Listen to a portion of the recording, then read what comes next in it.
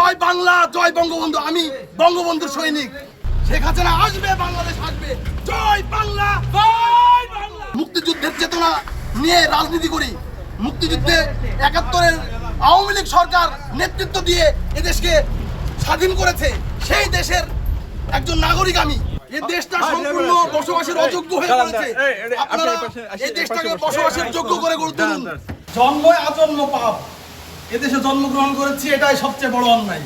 হ্যাঁ, বিনা অপরাধে আমি আজকে এই গ্রেপ্তার হয়েছি। আমার কোনো অপরাধ নেই। আমি রাজনীতি করেছি মানুষের সেবার জন্য।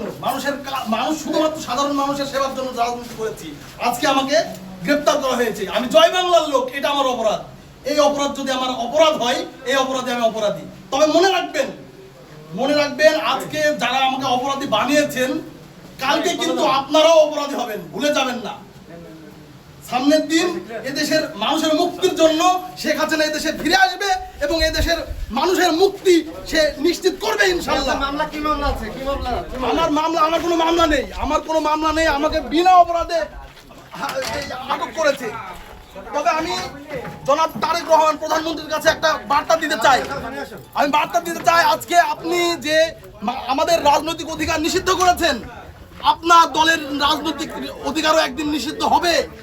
আপনি আপনার কোটি কোটি ভক্তদেরকে, আপনার কোটি কোটি বিএনপির ভাইদেরকে আপনি বিপদগ্রস্ত করে রেখেছেন। ভবিষ্যৎ এটা কিন্তু এই বাংলাদেশ এরকম থাকবে না। আমাদের পরিবর্তন আসবে ইনশাআল্লাহ। জয় বাংলা, জয় বঙ্গবন্ধু। আমি বঙ্গবন্ধুর সৈনিক।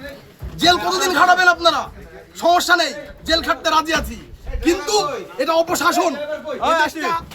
এই দেশটা সম্পূর্ণ বসবাসের অযোগ্য হয়ে পড়েছে। আপনারা এই দেশটাকে বসবাসের যোগ্য করে গড়ে তুলুন। এই দেশটাকে বসবাসের যোগ্য করে গড়ে তুলুন। মানবিক রাষ্ট্র গঠনে সকলে এগিয়ে আসুন। এদেশে প্রত্যেকের রাজনীতি করার অধিকার আছে। এ দেশটা কারোর একার নয়। মুক্তিযুদ্ধের চেতনা নিয়ে রাজনীতি করি। মুক্তিযুদ্ধে ৭১-এর আওয়ামী লীগ সরকার নেতৃত্ব দিয়ে এদেশকে স্বাধীন করেছে। সেই দেশের একজন নাগরিক আমি।